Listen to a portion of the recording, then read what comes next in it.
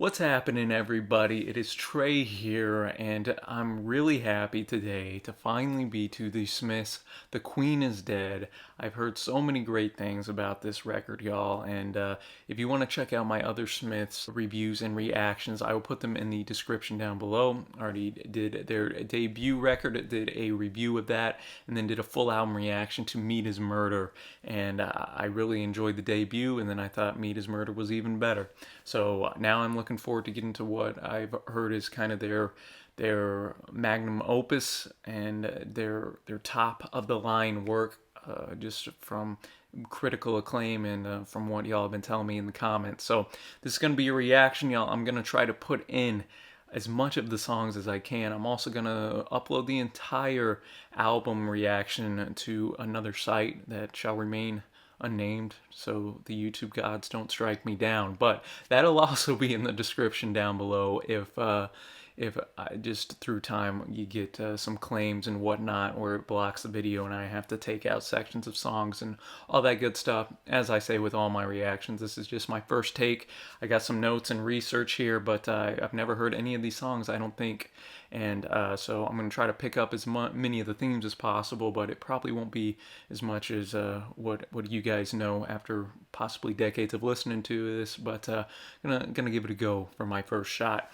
So before we get started with the reaction, let's get to some quick facts really quick, y'all. And so this, as I already mentioned, was their third studio record. They worked again with Stephen Street, who helped produce this album along with Morrissey and Marr, kind of the same trio that we had with Meat is Murder. This was released in June of '86. Rough trade again in the UK, Sire Records, and the US. Number 2 on the UK chart, didn't quite reach that coveted number 1 spot like Meat is Murder did. Number 70 in the United States. Ranked 218 on Rolling Stone's Top 500. If you remember from my first review, all the Smiths albums are in that list. And then NME in 2013 called this the greatest album of all time, The GOAT. So that just upped my anticipation for listening to this. Marr wrote a lot of these while they were on tour in Britain in '85, and one of the first songs they did was in July of 1985, "The Boy with the Thorn in His Side." Bulk of the album was recorded that winter at Jacob Studios under the working title "Margaret on the Guillotine." Stephen Street recalled that Morrissey, Johnny, and I had a really good working relationship. We're all roughly the same age, into the same kind of thing, so everybody felt quite relaxed in the studio. That's always good to hear when all the people are getting along, because as with many albums I've done on this channel, that's not necessarily always the case in the music business. And Queen is Dead finally emerged June of '86, previewed by the release of Big Mouth Strikes Again as a single in May. So only single from this record. We'll get into why There Is a Light That Never Goes Out. It didn't get that single spot whenever we get to that tune.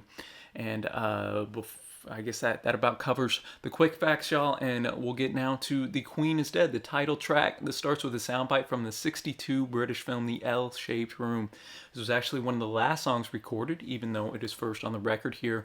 We have Mike Joyce using a sampler, Marr using guitar feedback through a wah-wah pedal. Morrissey noted that he didn't want to attack the monarchy in a sort of beer monster way, but I find as time goes by, this happiness we had slowly slips away and is replaced by something that is wholly gray and wholly saddening.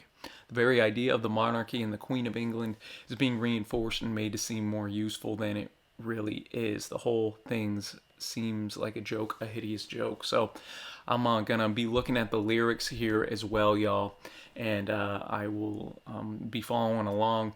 I'll kind of just give my immediate reaction as the song's playing a little bit, just make maybe a comment here or there, but I'll save kind of my full-on thoughts at the end. So The Queen is Dead. Get these headphones on, y'all, and I'm excited. I really am excited. I'm becoming a huge Smiths fan from their first 2 records. So let's get this rocking. Up in the production quality here, y'all.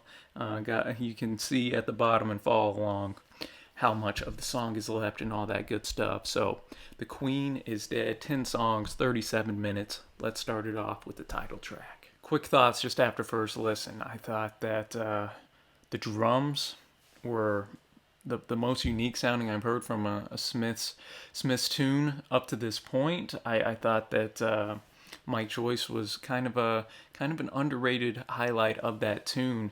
I love the wah wah pedal and Mars guitar and that outro there. I don't feel that it overstayed its welcome. Initially, I was like, a minute 45, 2 minutes of this outro. I wonder how that's gonna turn out, but I should not have doubted the Smiths, man. I should know better, and I thought they kept it interesting with almost like the chime like thing in there, and then the lyrics. I'm just gonna highlight a couple things. I'm a I'm a Texas boy here in the United States. I'm not gonna be ignorant and pretend to catch every single one of these references that Morrissey's making to the monarchy here over in the UK. So but I'm gonna try my best here, y'all. I do love Morrissey's humor, his one-liners in here. The first line that really went out to me, and I was shocked into shame to discover how I'm the 18th pale descendant of some old queen or other, going into that monarchy type of line. And oh, has the world changed or have I changed? I think that's something that he might be talking about from himself. Has he changed to know that he doesn't really like the monarchy anymore, or maybe he's talking from the perspective of the Queen and the British monarchy itself. Has the world changed, or have I changed in the sense of the government not changing with the times? Maybe, I'm not sure. I think that could be maybe in two different spheres there. And I like some 9-year-old tough who peddles drugs. I swear I never even knew what drugs were. So maybe now the streets are getting rougher than they ever were before, where even a 9-year-old's out here peddling drugs, and it's really taken Morrissey maybe for a hit, just how it's declining out on the streets. Those are just some of my initial thoughts. And as we continue to go through here in the lines, I love, she said, "Hey, I know you and you cannot sing." I said, "That's nothing. You should hear me play piano." That's some of the Morrissey humor that he's been known to have. And I'm sure there's more one-liners in here that I would appreciate more if I was from England. But even over here, decades after this album was released and in another part of the world, these lines still hold up to me. I was really impressed with them, and then it all comes and culminates in this fifth verse. I thought he did a great job, Morrissey did, of attacking different parts of the establishment. You have the pub that saps your body, the church who will snatch your money, and then the Queen is dead, boys. So he goes after the church, the entertainment, and kind of the pub, an establishment that's known to the people, and where they go for fun, essentially. And then the Queen, the government itself, is dead, boys, and it's so lonely on a limb. Life is very long when you're lonely, and that's another line I think that you can relate to, not only in the song itself, talking about the Queen, but also just personally and relationally. So I hope all that mumbo jumbo made a little bit of sense, trying to bomb it out my words there. All that to say, I really enjoyed this song. Thought it was a great opener, and thematically, I'll be curious to see if we keep kind of attacking the government here throughout these tunes. All right, we're gonna go now to a song that's just a little over 2 minutes. Frankly, Mr. Shankly. So I'm looking forward to this one. It's an attempt to recreate the vibe of Sandy Shaw's Puppet on a String. Linda McCartney was actually asked to play piano, but politely declined. Original version had a technical issue. They had to re-record, and this is supposedly about Jeff Travis, head of Rough Trade, kind of in a playful manner. I was reading. So let's see what we got here. Nice dichotomy there from the Queen is dead going into these heavy topics. Not saying there weren't heavy topics, of course, in this song as well, but go into a little lighter, more upbeat tune. a nice melody in here as well. And as you can go through Mr. Shankly, when you know it's from the lens of being about Jeff Travis, some of these lines make a lot more sense, I think. Especially at the end here, where he wrote, I didn't realize that you wrote poetry. I didn't realize you wrote such bloody awful poetry, Mr. Shankly, because apparently Jeff Travis would show his poetry off to Morrissey, knowing that Morrissey was the wordsmith that he was. And frankly, Mr. Shankly, since you asked, you were a flatulent pain in the ass. I think I love that wordplay there, man. Only Morrissey, I think, could come up with some wittiness there like that. Music itself kind of just made you want to bob your head. I think Jeff describes it well. The music's galloping rhythm makes me smile too. That's what Jeff said about this, and I think yeah, that galloping rhythm is a perfect way to describe the music in this. Loved it, definitely. And I like the line too, but sometimes I feel more fulfilled making Christmas cards with the mentally ill. Sometimes the people that society deems crazy or shuns are the people that you want to hang out with the most, because the normal people are just putting up a facade every day of their lives. I sometimes feel like that. I'm feeling Morrissey on that one. We're going to move on now to I Know It's Over. So this third tune, written at the same time as There Is a Light in this previous song, frankly, Mr. Shankly, in the summer of '85 at Mars home. So that one blew me away. I'm not going to lie. That one blew me away. So I'm going to try to keep this short, in the vein of not having this video be an hour and a half, but I really enjoyed the songwriting technique where in verse 1, "Oh mother, I can feel the soil falling over my head." That's the first line we hear in this song, and it's the last line we hear in this song, albeit when he sings it at the end, much more anguished, almost like the finality is there, because the soil is now falling over his head. And he can't get himself out of it. That's kind of what I was getting at the end there. And same thing, the chorus builds up slowly. He does the first couple lines of it before, going into this second verse, where definite themes of suicide are here. See, the sea wants to take me, the knife wants to slip me. Do you think you can help me? Loud, loutish lover, treat her kindly, though she needs you more than she loves you. Woo! What a freaking line that is. And then he builds in the chorus, "I know it's over and it never really began, but in my heart it was so real." I think that happens a lot with people who get their hearts broken. We build these facades up in our mind, y'all, where we think that, oh, he or she would make me so happy, this or that. Maybe we go out and get rejected, or maybe the relationship starts and the other person just doesn't reciprocate those feelings. But in your heart, it was so real, even though in reality, nothing ever really sparked. But to you, those feelings were special and something that made you feel alive. And whenever the other person doesn't feel like that, it's tough. And I like how he quotes the lover here.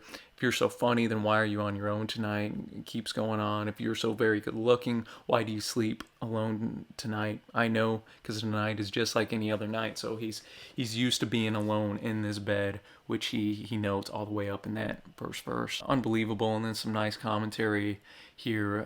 It's easy to laugh, it's so easy to hate, but it takes strength to be gentle and kind, especially when others are spewing hate at you, or you just are in a maybe depressive state. It's much easier to push into that darkness and just shun everybody else, hate everybody else.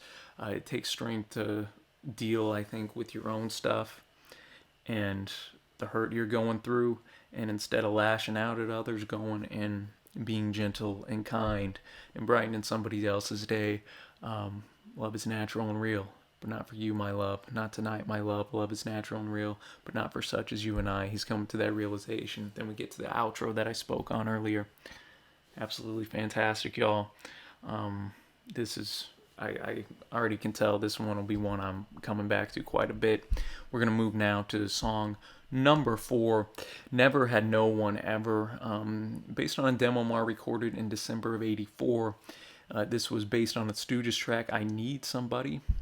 Lyrics apparently are going to reflect Morrissey's feeling unsafe as an immigrant and not at home in Manchester. A couple lines to highlight here spoke to me personally. Morrissey's talking, he's walking on the streets. He had been raised. I had a really bad dream. It lasted 20 years, 7 months, and 27 days. I'm alone. Then it fades off into the chorus here. Somebody who deals with issues that can't be easily fixed. I got a couple chronic illnesses. It sometimes feels like you're in a bad dream, and it's lasted years and years. And I know it's a different subject matter, but I'm still relating here to what Morrissey is putting down. It speaks to his personal experience. It also speaks to kind of those who feel, I think, outcast, alone, out on the outskirts of society. Obviously, the second verse hints at that, and then just the chorus. I never had no one ever. I never had no one ever. Thankfully, I got a good support system in my life, but even with that, sometimes you can get in your dark headspace and feel like you don't have anybody. And Morrissey elaborated a little bit here. I see in an 1986 interview saying that about the 20 years line, it was frustration that I felt at the age of 20 when I still didn't feel easy walking around the streets on which I'd been born, where all my family had lived. They were originally from Ireland, but had been here since the 50s. It was a constant confusion to me why I never really felt this is my patch, this is my home. I know these people, I can do what I like because this is mine. It never was. I could never walk easy. I enjoyed that one. And now we're going to go to Symmetry Gates, which is misspelled, but that was unintentional. It was accidentally misspelled by Morrissey, who later admitted he had trouble spelling the word. This was a late addition to the album. Marr didn't think it was interesting enough, but Morrissey convinced him. It partially reflects Morrissey's memories of visiting the Southern Cemetery in Manchester with photographer Linda Sterling. It also apparently is a response as well to critics who didn't like the fact that Morrissey would use text written by some of his favorite authors. We are halfway done with this record, and I gotta add that to the playlist, man. I'm a broken record here. That's almost the most pop sounding tune that you're gonna hear. I mean, This Charming Man, of course, is very very pleasant on the ears as well musically. But this one, I guess, since we've had so many dark, brooding tunes, both lyrically and kind of instrumentally at times in there as well, Marr was able to give a little bit more of that jangly guitar that he's so known for, and I just liked the lyrical content in there as well, talking about looking at the gravestones, the people who died, and it kind of fits in with the people that were bashing on Morrissey for using older authors that were already dead as well. I think that using those two themes was obviously intentional on Morrissey's part there. Kind of reminds me from Meat is Murder, The Joke Isn't Funny Anymore, where he kind of also notes where people would hope for their mistakes. In here it says, and who trips you up and laughs when you fall, who will trip you up and laugh when you fall. Noting how whatever you say, somebody can kind of produce a text from whence was ripped, even if it's just some Dizzy Whore 18-4. And so I think it's kind of a tongue-in-cheek way to say hardly anybody is original. We're all influenced by other authors, movies, TV shows, people, books, ideas. But we can all kind of put those in, put our own unique spin on them, and still, I think, come out in a way that is unique in our own way. It's not like Morrissey and the Smiths are just straight up, ripping off word for word, verbatim, all this stuff. So I thought the chorus was catchy as could be, man, and definitely gonna be one I revisit quite a bit. All right, next up we got the lead single, Big Mouth Strikes Again. It only reached number 26. Here we have backing vocals by Ann Coates, which is actually Morrissey at just a higher pitch, altered. Here, the protagonist responds to others taking issue with his comments, to which he replies, "I was only joking." So the big mouth, I guess, striking again, kind of self-explanatory there. But let's read the lyrics here, get those pulled up for myself here, and let's get rocking, man. All right, there we go. Big mouth strikes again. Not a ton to talk about on this one because it is pretty self-explanatory. I love the first verse is probably my favorite. Sweetness, sweetness. I was only joking when I said I'd like to smash every tooth in your head. I was only joking when I said by rights you should be bludgeoned in your bed. I honestly think there's some sarcasm here, and I've got no right to take my place with the human race. Kind of just everybody's reaction, and our current times where people get canceled left and right for stuff that gets brought up from maybe decades ago. Some of it is justified at times, of course, but other times it's almost like we're just a lynch mob ready to take out anybody who ever slips up. Here is a little different, I think, because I think this is a noted big mouth, so to speak, and probably some autobiographical lyrics in here as well from Morrissey, because the man does kind of have a big mouth. And I know he's said some stuff that I definitely don't agree with in recent years and has gotten him in hot water, but I think he's self-aware enough to know that that's going to happen, and at the end of the day, he doesn't care. But I enjoyed that one. I thought Mar was kind of the highlight for me in that tune, and I see why they definitely chose it as a single. I probably would have actually leaned to Symmetry Gates for a more upbeat pop type of tune, but this was also a good choice. Keep the Train Running with the Boy with the Thorn in His Side. If you remember, I mentioned earlier this was the first song recorded on the record. This was released as a single in September of '85, reached number 23. It was their first single to be released with a music video. Morrissey said it was his favorite Smith song. Ooh. And Morrissey said that the thorn is the music industry and all those people who never believed anything I said and tried to get rid of me and wouldn't play the record. So let's keep going. The Boy with the Thorn in His Side. Let me again, this one is a little bit self-explanatory. I think once you know kind of where he's coming from and Morrissey's quote that it's about the music industry, the thorn is the music industry, and I mean just this first stanza here: the boy with the thorn in his side, behind the hatred there lies a murderous desire for love. Like that, a murderous desire for love. I just thought that was some fantastic wordplay. And the switch in the first verse: how can they look into my eyes and they still don't believe me? How can they hear me say those words? And he just goes through that. But then verse 2, it switches: how can they see the love in our eyes and they still don't believe us? After all this time, they don't want to believe us, and they don't believe us now. Will they ever believe us? So I think it can be interpreted as almost like a love story as well, if you want to go that route. I think Morrissey leaves the door open in that regard. And again, just a nice kind of indie pop tune. I did like that more than Big Mouth Strikes Again. We're going to go now to the 8th track. It seems to be one of the least popular tracks on this album, the Vicar in a Tutu. And just like that was a quick tune. Definitely had that rockabilly feel that from Mar that we heard on a couple tunes on Meat is Murder.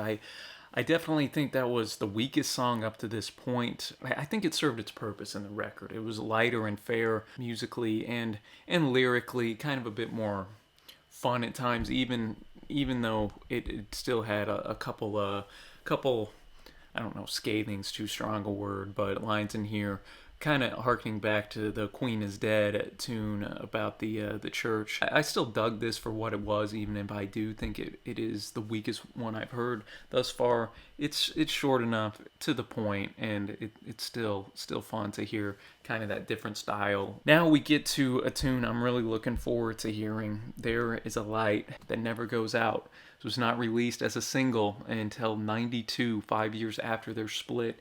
NME named it the 12th greatest song of all time, And this features a chord sequence Marr took from the Rolling Stones cover of Marvin Gaye's Hitchhike.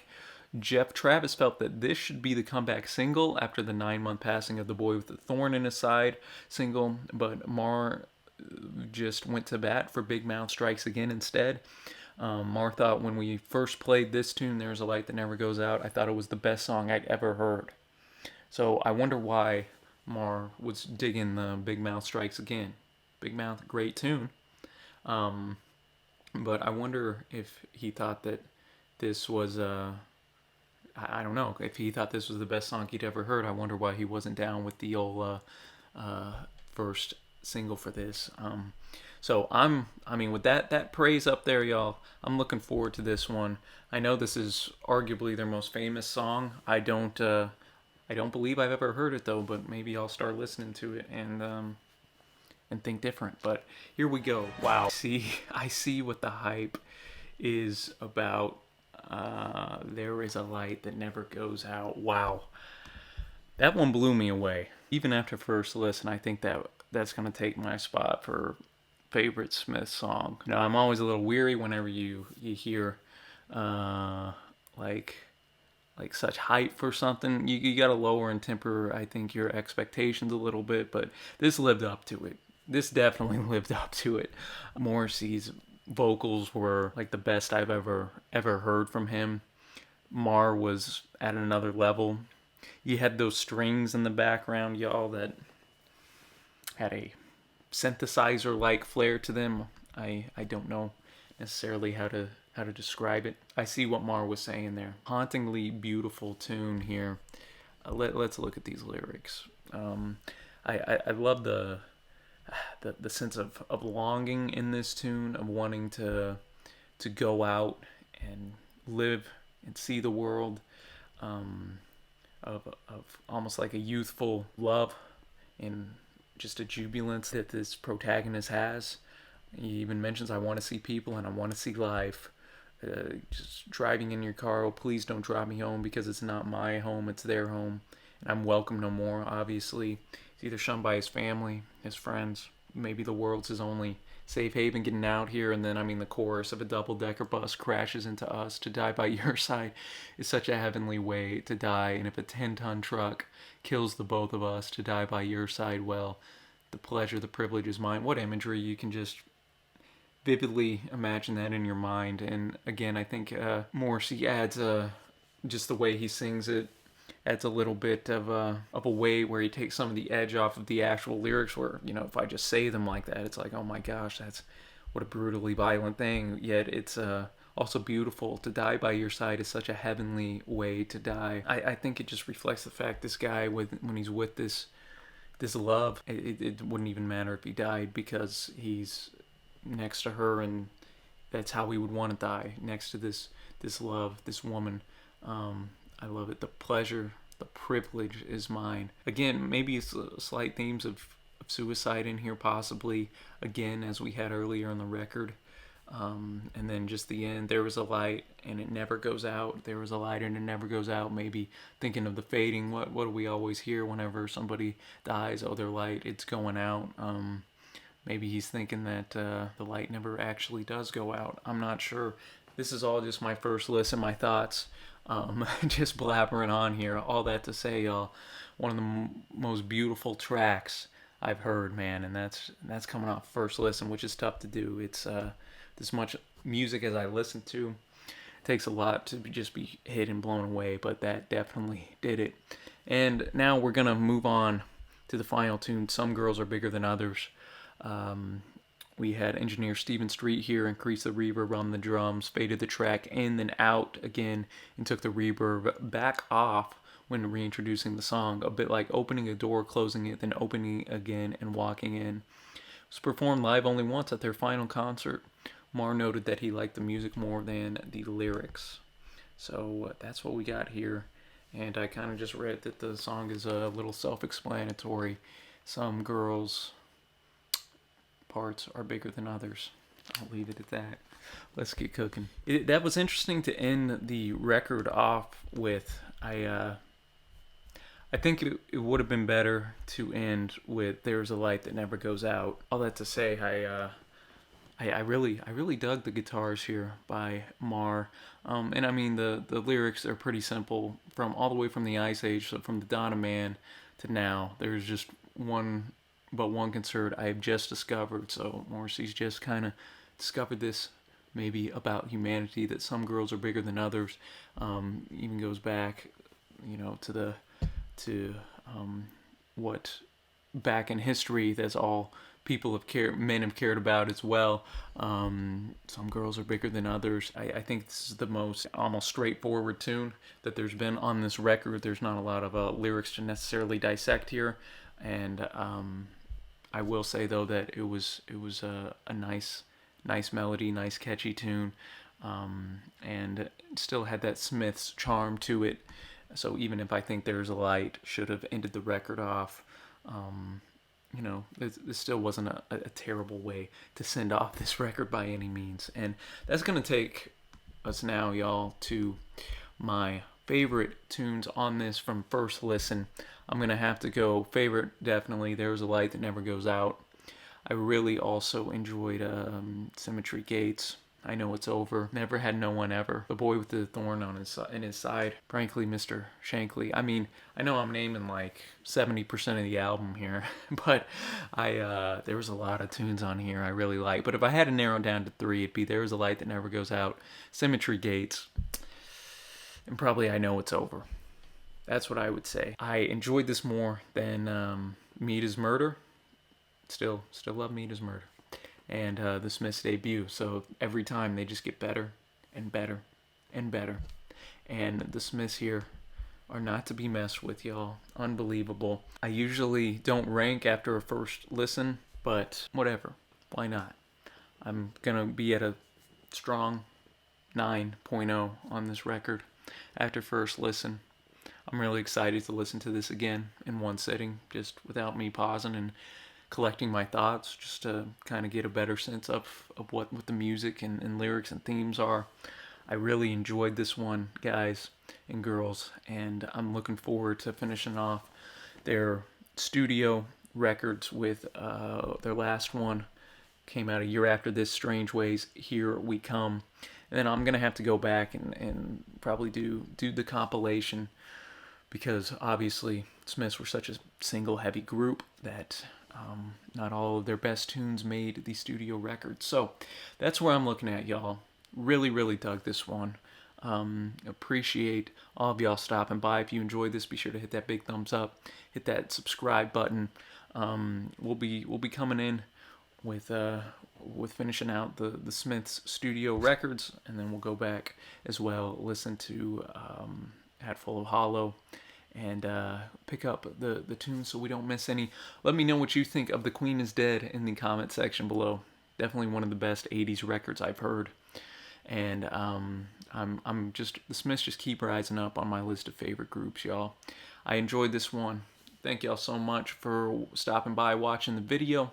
And until next time, y'all, happy listening. Thanks for watching.